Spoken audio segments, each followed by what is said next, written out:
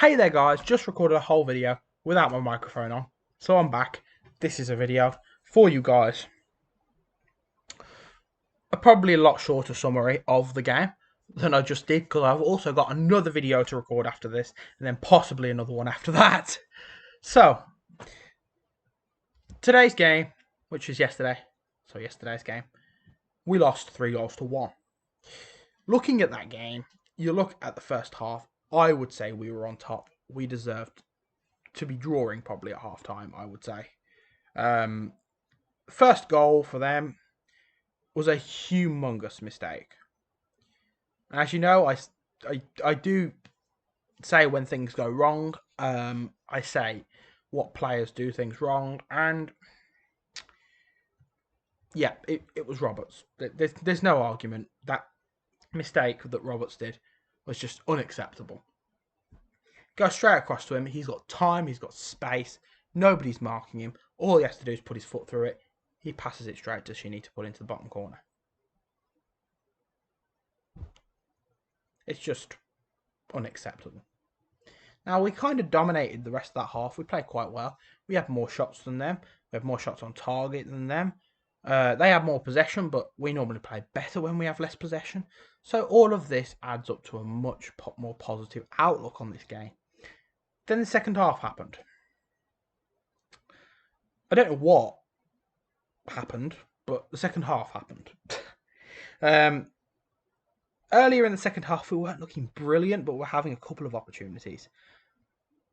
And then on the 56th minute, the ball got crossed over. They tried to head it out. Went straight to Rooney. Rooney, who completely mishits the ball. Straight to Ivan Sunyic, who just controls it, smashes it with his left, I think, towards the goal. Very powerful. Probably would have gone in anyway, but took a massive deflection off Curtis Davis to send the ball the complete opposite way of where the keeper was diving. Magnificent for us. 1-1. Perfect, one might say. Kind of only went downhill from there. 3 substitutes for them at this point, of which 2 score goals in the last bit of the game, and one of them makes an assist. You have Sibley and Whittaker coming on. These 2 players are players you need to be watching out for, as they're pretty good players. They do make good things, and Sibley is a pretty good youth talent. I'll give that one to him, and I'll give it to Derby. He's a very good youth talent. He's a player to look forward to in the future. At the age of 18, he's definitely got a big future ahead of him. But he came on at that point, and so did Whittaker, and so did Evans. At this point, we were looking vaguely comfortable at 1-1. We were looking okay, and then Jude pulled up injured, and I think we all of us Blues fans had a tear in our eye when Jude pulled up injured, thinking, oh, he really deserved to finish that game. And I would love to thank Jude for all he'd done at this point. 75th minute, he came off. The whole of Twitter was singing Jude Bellingham's name, so we might not have been singing it in the grounds, but we were singing it all over Twitter. And probably a fair few of us were singing it to our TVs and phones whilst watching Blues TV. With a tear in our eye that was happening. And also, Keefton Bell came on for Crowley about 4 or 5 minutes later there. The strangest substitution of the match, one may say. But we divert. Going defensively at this point probably was not the best idea. And that is proved to definitely come true from where came next. We went defensively thinking, right, let's keep a draw. Let's not make mistakes here. Crowley's an attacking player. We don't need him on the pitch at this point. We really did. They bring on Marriott, who has a little bit of a difference in the game. He gives a different entity of strike force and a bit more muscle on him. Kind of gives a different look at the game.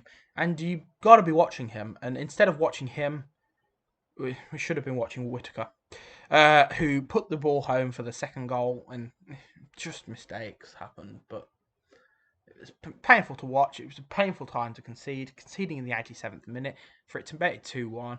You're thinking, let's just go out on a high. Let's have a draw or a win. Let's just not concede here. We concede. It was just a painful time to concede. Therefore, we then did 2 substitutions. One of which was bringing on a youth talent in Miguel Fernandez, and the other was bringing on Scott Hogan, which has possibly made his final game of the season. Well, not game of the season. Final game performance for Blues. I don't think it was fair that they brought him on so late. I think they should have brought him on with about 15 to go. When they brought on Boyd Muntz or Clifton Bell, I think that would have been the right time to bring him on. And they brought him on in the 90th minute. He didn't really have much of an impact at all.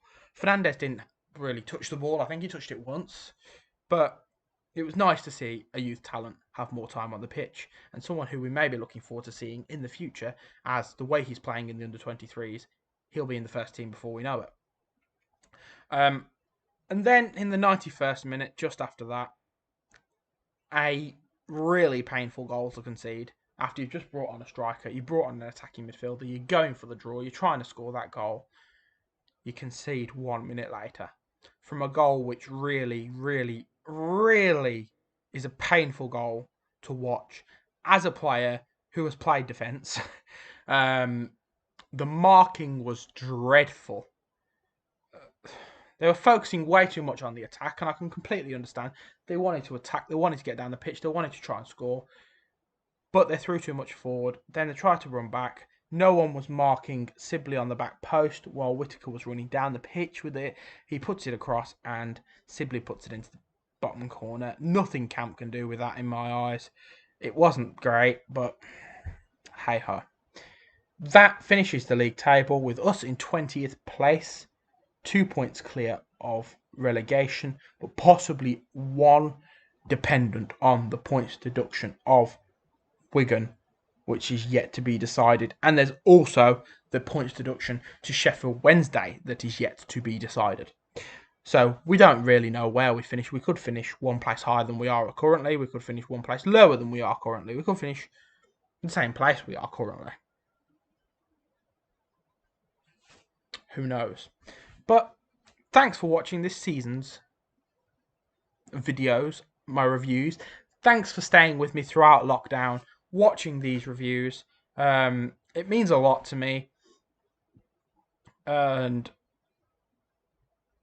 with just over a month till next season at this point, we're going to have to look forward to it.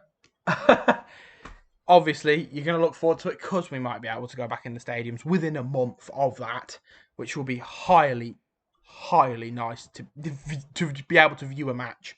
It'll be great feeling. But I divert. I'll be about right now to make another video which will come out straight after this, reviewing the season for Blues.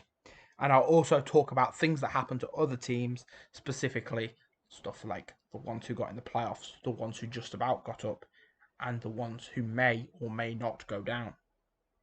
So stay tuned for that. Thanks for watching all the Blues reviews. Now we're on to the season review next. Keep right on. See you in the next one.